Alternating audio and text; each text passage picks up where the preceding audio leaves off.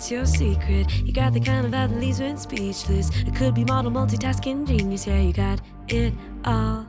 Welcome back to Breakthrough Conversations with Rhoda and Company, where we amplify the voices of women who are rewriting the rules of leadership.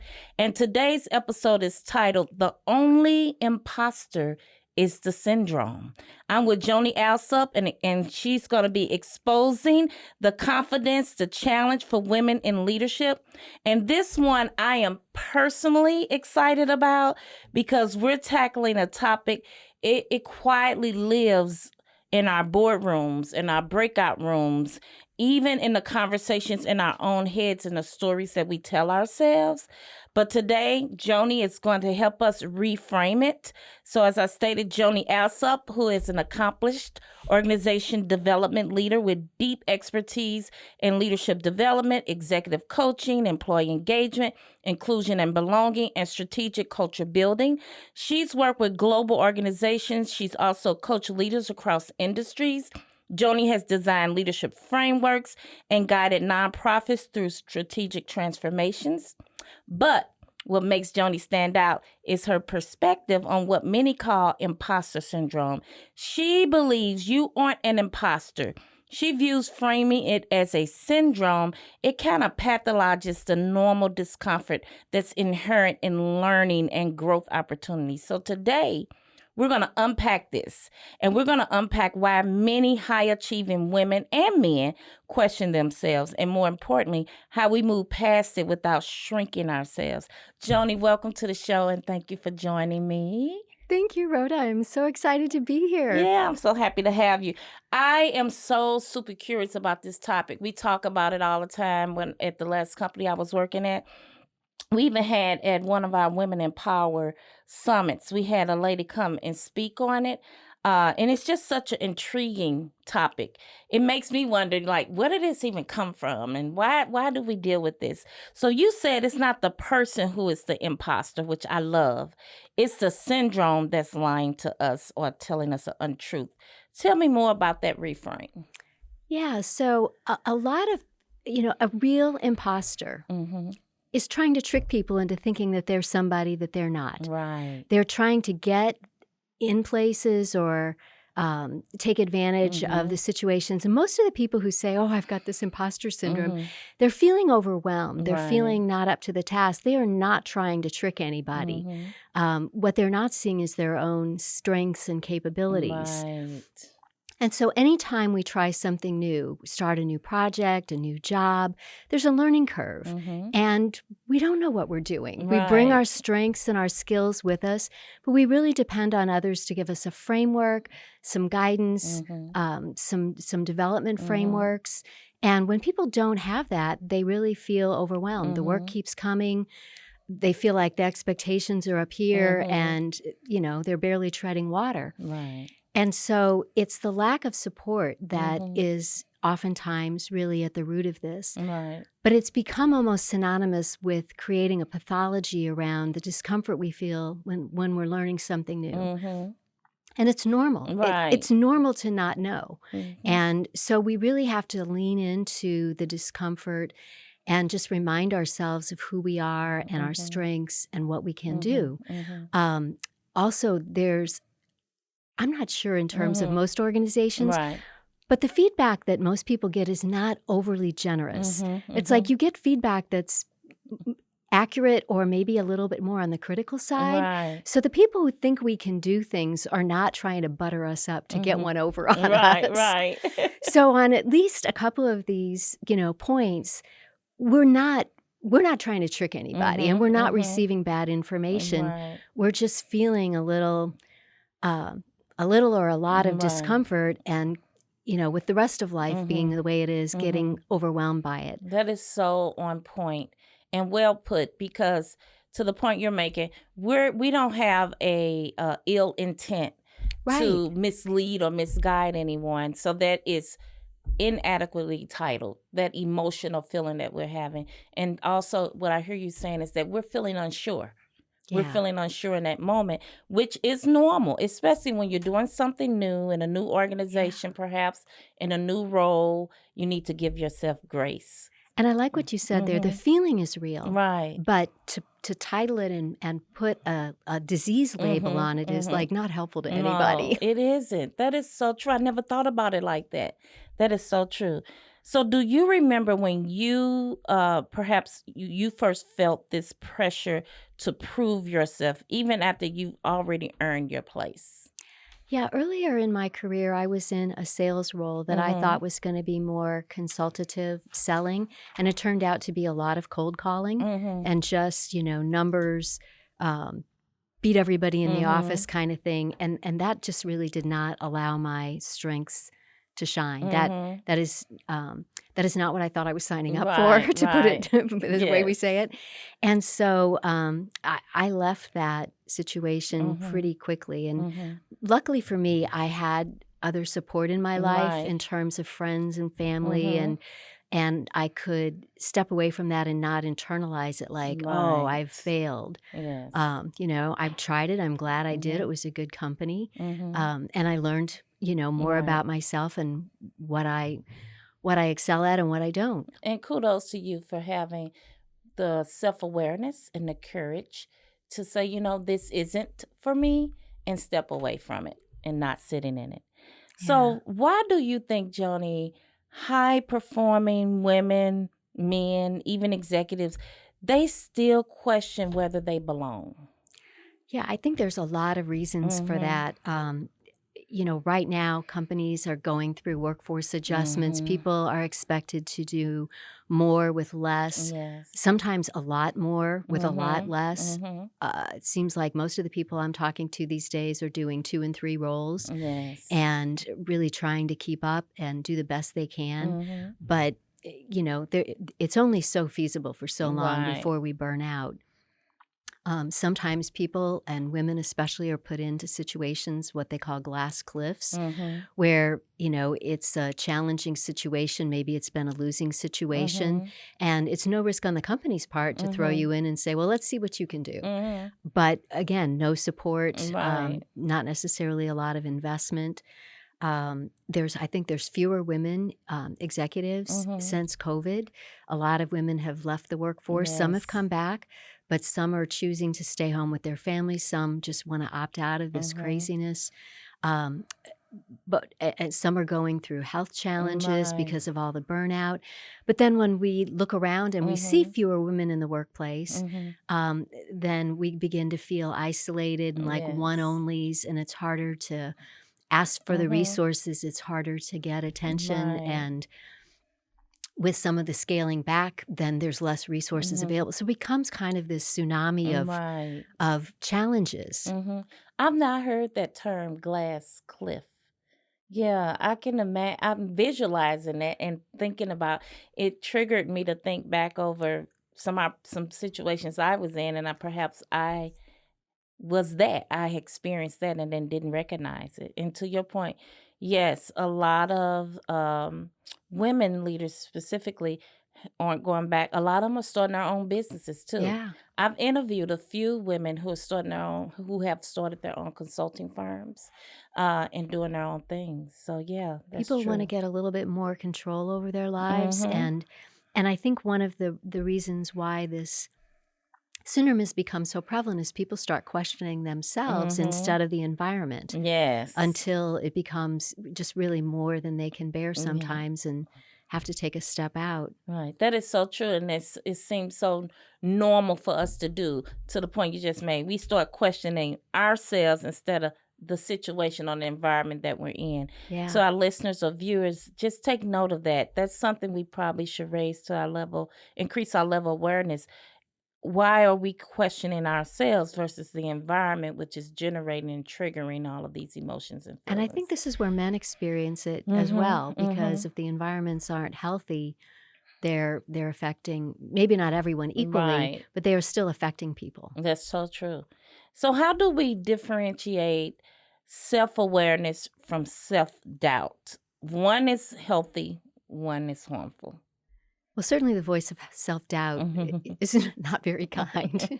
It always has some probably not so helpful things to say, things we wouldn't say to our best friends, our friends, maybe even people we don't really like that much. So that's one way. And I would say that self-awareness is, especially for women, a whole body experience. We're using our intuition, our head, our heart, our gut, and all of these channels can give us information. But if we're tapped into the brain only, the brain does not like change. And it's going to be uncomfortable. It's going to be throwing up a lot of resistance. And that's where a lot of times the voice of doubt comes from. These internalized voices that are trying to keep us safe. But, there's no change in that kind of safety. There's just sameness. Right. I've recently got my coaching certification from IPEC. Oh, cool. And it's about energy coaching. And I learned about the stories we tell ourselves. And we call them gremlins that are in our heads. And learning to something you just said reminded me that often those stories are in place to protect us from something, but we no longer need that protection. Exactly. And so we have to reassign that gremlin to something for good for us. So it does take a lot of coaching and a lot of discipline and, just rejecting those stories. I coach the coaching that I have done. I've coached people and I've said, what would you tell a friend that asks you X, Y, and Z? So why wouldn't you tell yourself the same thing? Right. Yeah. It usually creates this aha moment. So is imposter syndrome, what the world calls it, really an individual issue, or is it a symptom of how our systems are built or have we been conformed and trained? Yeah, it's a systemic issue. I ran across it early in the research literature as imposter phenomenon, and it referred to a lack of organizational support. And somehow that, anytime you Google imposter phenomenon, it gets all thrown into imposter syndrome. And so it's really hard to find anything about the organizational issues. But it's really insufficient organizational support and good leadership development. There's ways to do it that you can stretch people, but provide adequate support and feedback. And so this really is, I think, a reflection of a lack of organizational support for a variety of reasons. Right. Yeah. Maybe not intentional, but it's still a lack of support. And the systems that we're working in has put the individuals in this situation. When you were talking, I visualized a leader or employee on a bike, and they never ridden one. And so they need to be taught how to ride it. And if they're lacking the support in this environment, they're just left to their own devices. They're falling. They have no tools, tips on how to balance themselves, etc. They're missing the encouragement when they do fall to get back on, to take the risk again. But in a high support culture and environment, I'm guiding you, I'm touching, I might even get on the bike and show you. And then when you get on the bike, I might hold the back of the bike. So it looks very different. That's true. I agree with that. That's a great analogy. Yeah. Thanks. And when people have too many bad experiences, they don't want to lean into it again. And so that's why support becomes so important. They don't feel safe. Right. Yeah. So you spent your career shaping leadership cultures. What organizational behaviors actually fuel this syndrome? We talked a little bit about it just now. And which ones heal it? Yeah, just a general lack of attention and support, feedback. Those are some of the things that really get in the way. A lack of planning. But the ones that are healing for it really are based in some of the sound leadership development models that use a variety of tools like assessments to help people understand where they are. Yes. Appropriate challenges at the level that they're ready for them. Support, feedback, stretch assignments, things like that. And those kind of planned or semi-planned experiences. And neuroscience is also helping us really understand more how the brain works. so that we have the right amount of challenge and support, Mm-hmm. not too much challenge and too little support, or not too much support, Right. and then it's not motivating to people. Right. And so that combination is really what can help Mm-hmm. facilitate learning Mm-hmm. and growth, and help people lean into the Right. experiences rather than get overwhelmed and then get Mm-hmm. demotivated. Yes. And you and I both belong Mm-hmm. to the St. Louis Organization Yes. Development Network, Shout and out. we'll be doing a program on this Mm-hmm. next year, Mm-hmm. where we're going to dive deep into the research and some of the best practices, some of the tools, Mm-hmm. both at an individual level and at an organizational level. So I would Yes. encourage people to be on the lookout for that, Yeah. more Shout than we out. can cover in our time together today. Yes. Shout out to St. Louis OD Network for those that are listening or viewing. If you've not heard of it and then you're in the St. Louis region, we encourage you to go to our website, and you can also join, or you can come and experience one of our programs and then join.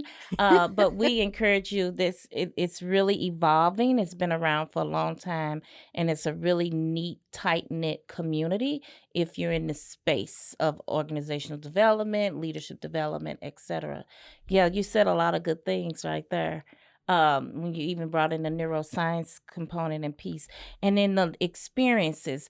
So that made me think about how leadership development is not done by sending someone to a training class. No. Training is the least effective solution to a problem, but individuals need to be put in situations, given opportunities, stretched, paired up with mentors or other peers that they can learn from, so that it is experiential. They can apply, they can learn in the moment, and then they start to grow and glow. Yes. So thank you for that. Experience is the best teacher. It is. It is.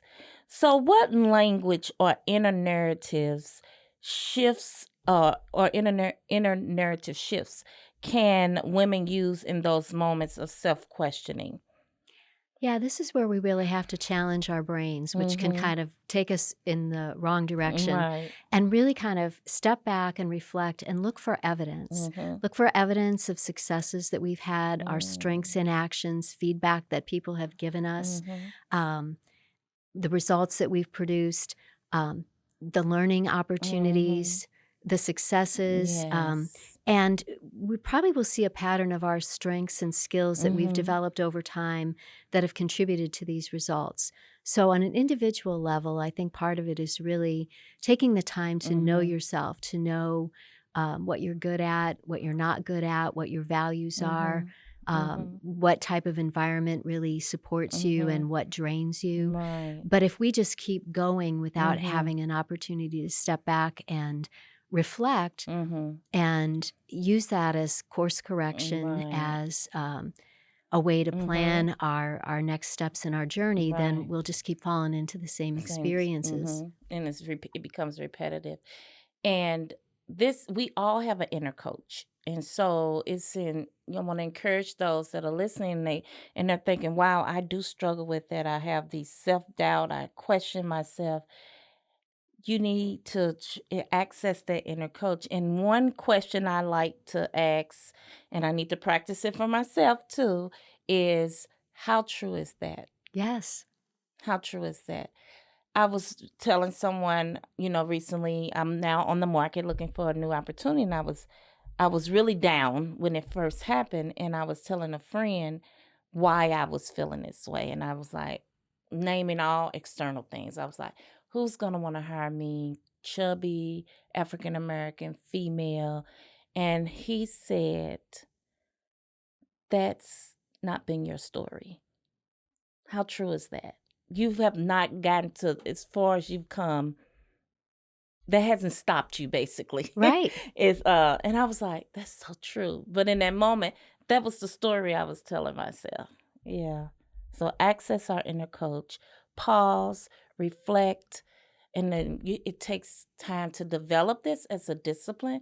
But if we can do that, we'll benefit. I think part of it is also an opportunity to process our experiences so that we have a chance to up-level our identity. Yes. Because we can only go as far as our level of internal identity will let us go. If we don't see ourselves in a situation as capable, we may be doing far more than we're aware of, but at some point we'll just kind of like hit that wall. So we are constantly kind of growing and expanding our own inner capabilities of who we are and how we see ourselves. Well, I love the way you just said like see yourself. See yourself. Own it. Yeah.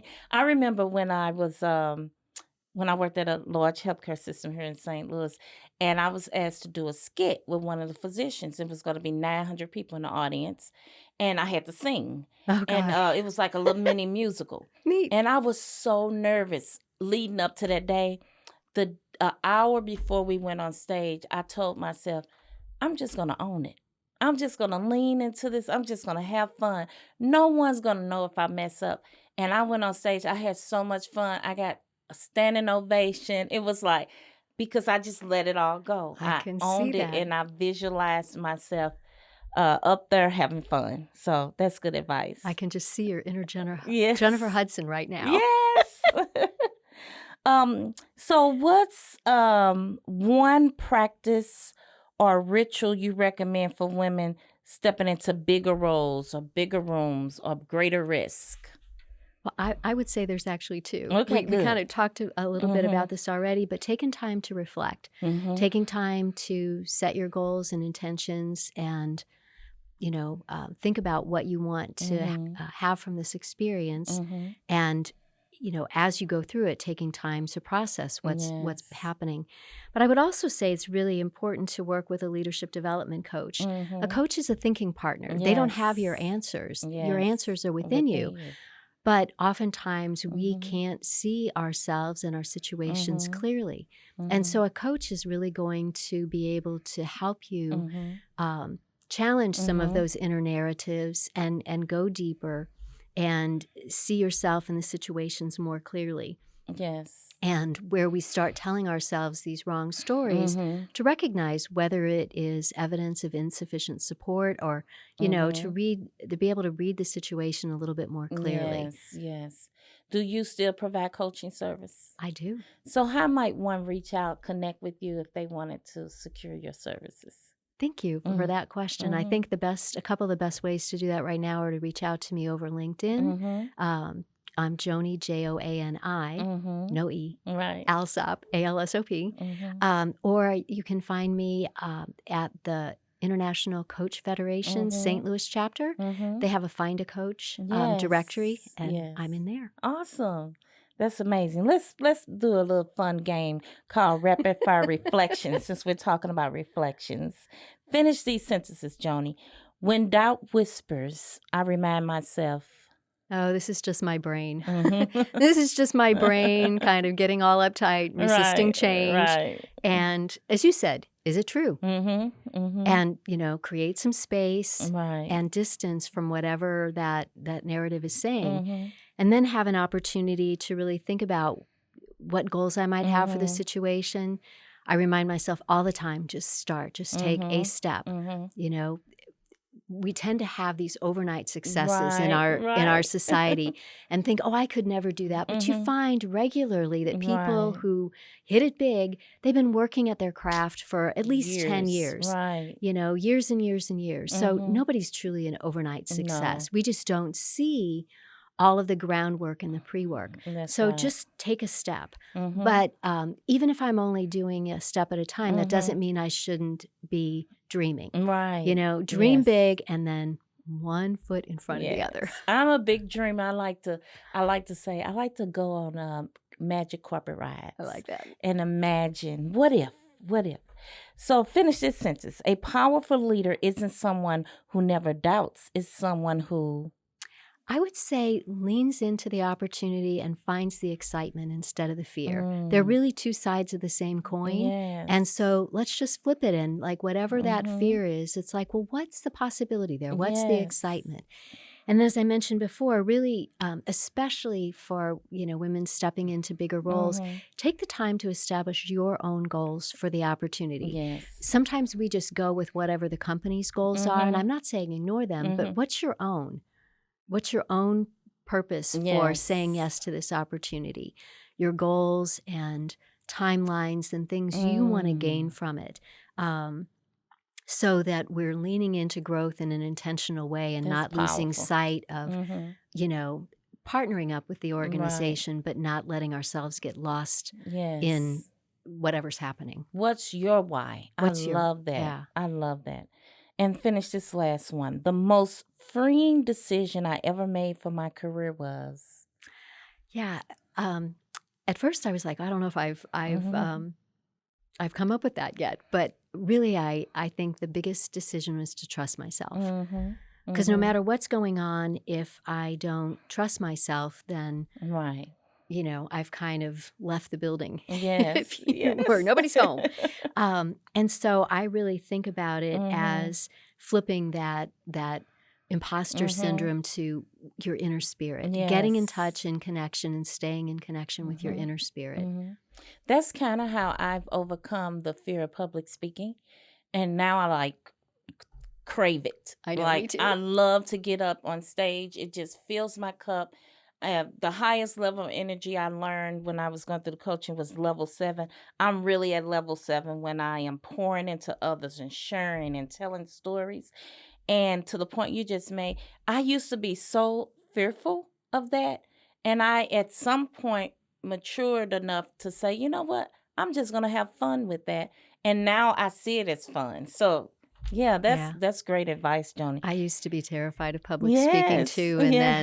then, somebody asked me, it's like, why are you so nervous? Like, what's going on? And I Right. said, I'm just nervous. I don't want to, Right. upset you guys Right. and they're like, we wouldn't want your job. And after Right. that, it was like, okay, Right. now I can talk in front of anybody. I coached a few ladies that have that fear, and I was like, oh, you have a fear of public speaking, so you should do more of it. Yeah. Yeah. I say, we need to find you some opportunities to do it. I used to get them assignments all the time. Yeah. Well, Joani, I really appreciate you, number one, taking the time to drive here to be with me in person and for saying yes. For saying yes. It's beautiful. I love your aura, your spirit, your Thank you. wisdom. And you're reminding us that we were never the fraud. Never. Never the fraud. The feeling was. The feeling is real. Yes. But that assignment of that feeling, giving it that title, it's just so It's giving it unhealthy. too much power. Right. It really is. So for every woman listening or man who has ever walked into a room wondering if you belong, the answer is yes, and then some. Yes. You absolutely do. And if this episode spoke to you, share it with the woman you admire or one who doesn't yet see how powerful they really are. And as always, keep leading loudly, boldly, and unapologetically. Until next time, I'm Rhoda, and this has been Breakthrough Conversations with Rhoda and Company. Hey, what's your secret? You got the kind of vibe that leaves me speechless. It could be model multitasking genius, yeah, you got it all. Hey, what's your story? A kick-ass mom and 40 under 40. A soccer practice in your high heel glory, yeah, you do it all.